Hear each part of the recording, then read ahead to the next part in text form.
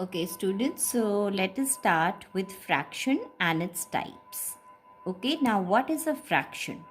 A fraction is a number that represents a part of a whole. A part of a whole. Now, the whole can be a single object or a group of objects. For example, this is one object which has been divided into four parts. If we take two parts out of it, the shaded ones, total parts are, you can see, 1, 2, 3, 4, and the shaded parts are only 2. So how do we write this fraction? We write it as 2 upon 4. That is 2 parts out of 4. Okay. Now the other thing it is saying, the whole can be a group of objects. Now let us see if this is one group of objects, one more group of objects, one more group of objects. That means total are 3 groups. If we choose all the parts of first group, all the parts of second group, so 2 groups have been chosen completely. And in the third group, we have colored only one part. So in the third group, what is there? 1 out of 4. So it will be 1 out of 4. So this is another fraction. Okay. Now let us see the different types of fractions. First is a proper fraction. A proper fraction is a fraction in which the numerator is less, that is smaller than the denominator. Now what is a numerator and denominator? The part which we choose, which we write above this, okay, this part is the numerator, and what the total parts into which the object is divided, that is the denominator. Okay, so if we look at this fraction, 2 upon 4, this is a proper fraction. Let us take more examples. 3 upon 5. Okay, then 2 upon 101. One more example, 7 upon 9. Like one more, 8 upon 25, etc. Wherever you can see the numerator is smaller than the denominator, such a fraction is called a proper fraction. The second type is improper fraction. This is opposite of proper fraction. Here it is a fraction in which the numerator is greater than or equal to its denominator. Okay, so for example, if we have 5 upon 3, you can see the numerator is bigger, the denominator is small. 203 upon 5, we can have 10 upon 7, we can have 9 upon 9. Here you can see the numerator and denominator are same. This will also be taken as improper fraction. Then 17 upon 11, etc. Okay. The third one is mixed fraction. Now this refers to a fraction consisting of a whole number and a proper fraction. But how does this happen? It means that it's more than 1. You can see I have taken 1, this circle, second circle, third circle, and the fourth circle. Each has been divided into 6 parts. If I choose color all the 6 of this, then this whole thing is selected. This is 1, this is 1, this is 1. Okay, and out of this I have taken only 1 out of 6. So 1 plus 1 plus 1, this makes 3 whole. Okay, and out of the fourth one, it is just one part.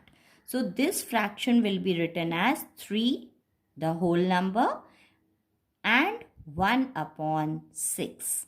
When we write any fraction like this in this form, it is called the mixed fraction. Now let us look at the next type. Okay, now we come to like and unlike fractions. Like fractions are those which have the same denominator. Yes, for example, if we look at these figures, each of these have been divided into 1, 2, 3, 4, 5.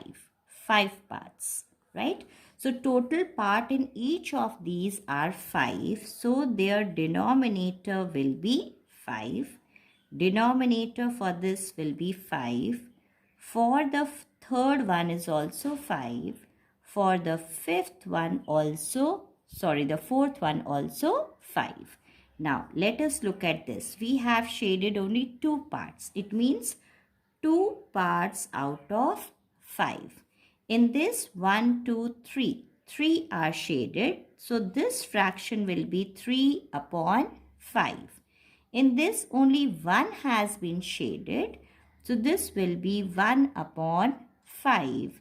In this one, 1, 2, 3, 4. 4 have been shaded. So the fraction will be 4 upon 5. Okay, so you can see in all these examples, the denominator is same. That is, the object has been divided into same parts. Okay, but the numerator is different. Such fractions having the same denominator are the like fractions. Then what are the unlike fractions? These are the fractions having different denominators. Now let us look at these. Okay, now the first one, 1, 2, 3, 4, 5, 6. So the whole object has been divided into 6 parts. So denominator is 6. Now this one, 1, 2, 3, 4. It has been divided into 4 parts. So denominator is 4.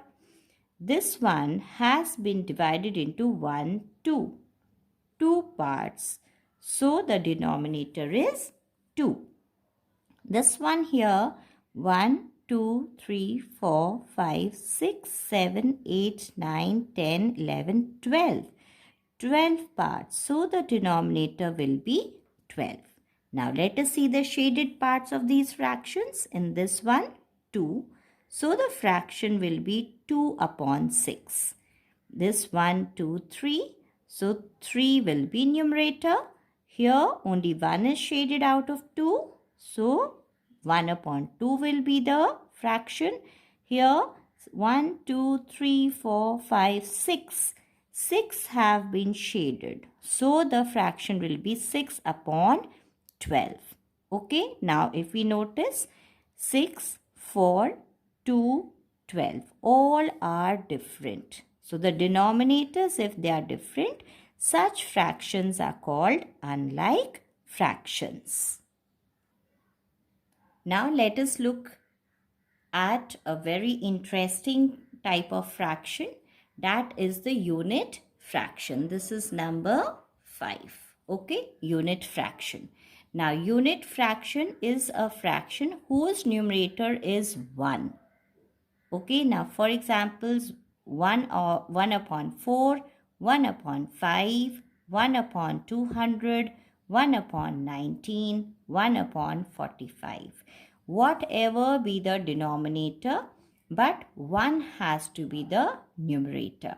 Such a fraction is called unit fraction. Let us take some more examples. Now, it is 5 upon 10. If we reduce it to its lowest term, this gets divided, 5 gets divided by 5, so you get 1. We divide 10 by 5, we get 2, so the fraction is 1 upon 2. So 5 upon 10 will also be treated as the unit fraction because its lowest form will be 1 upon 2. If we look at this, when we reduce this, it will become 1 upon 3. So this is also a unit fraction. If we reduce this, it will become 1 upon 3. Hence, it will also be taken as unit fraction. The lowest term will be taken as unit fraction. This, if we reduce, it will be 1 upon 5. So this will also be taken as unit fraction. Now let us see the next category, that is the equivalent fractions. Now if we look at this figure, okay, it will be easier to understand. So let us see the definition first. It says that two or more fractions are said to be equivalent or equal when fractions have the same value. What does this mean? Let us take the help of this figure. Now the figures which I have drawn are of the same dimensions. This whole figure has been divided into two parts. Same size figure here has been divided into 4. Same size has been divided into 6. Here it has been divided into 8. This also has been divided into 8 parts, and this one into 16 parts. And what I have done, I have shaded half of each. This is half of this, half here, and half here also. Okay, but if we count the fractions, what I have done is here it has been divided only into 2 parts. So the half is a big portion. Here it has been divided into 4 parts. So this half here has been further divided into 2 but smaller parts. This is the half of this one divided into more parts, 3 parts. Here into 4. This half here has been divided into 4. This same half has been divided into 8 parts. 1, 2, 3, 4, 5, 6, 7, 8. Okay. So if we look at the figure, the value is same. But the fractions become 1 upon 2, 2 upon 4, 3 upon 6, 4 upon 8, 4 upon 8 here also, and 8 upon 16. But value wise all these fractions are equal. Hence 1 upon 2, 2 upon 4, 3 upon 6, 4 upon 8, 4 upon 8 and 8 upon 16, all these fractions are equivalent. But to draw the figure every time and find out whether the fractions are same or not, equal or not, it is difficult. So there's a way out to find out if the fractions are equivalent or not. Let us see that method now. Now that method is cross multiplication method. So what we do in this is to find out whether the fractions are equivalent or not without the figure, we can just cross multiply the numerator and denominator. Now which one? For example, we have to find out whether 12 upon 16 and 2 upon 3 are equivalent or not. So what we do? We write like this: 16, 12 upon 16 and 2 upon 3, and then we cross multiply. That is, we multiply the numerator of the first with denominator of the second fraction. Similarly, the numerator of second fraction with the denominator of the first fraction. Okay, we multiply. So let us do it. When we multiply these two, we get 12 into 3 is equal to 36. When we multiply these, this is 2 into 16 is equal to 32. Now, 36 is not equal to 32. This is the sign of not equal to. If their product, cross multiplication product, is not equal, then the fractions are not equivalent. Hence, these two fractions So the answer here will be these fractions are not equivalent. So without the figures, we can find the answer. Let us take one more example. Suppose you have 3 upon 8 and 9 upon 24. You have to find out whether they are equivalent or not. So what we do? Same thing. 3 upon 8. Okay. And we cross multiply with the other one, that is 9 upon 24. So 3 into 24, we get 72. 9 into 8, we get 72. Here, the cross products are equal. 72 is equal to 72. Hence, the answer will be the fractions are equivalent. So this is one easy method to find out whether the fractions are equivalent or not.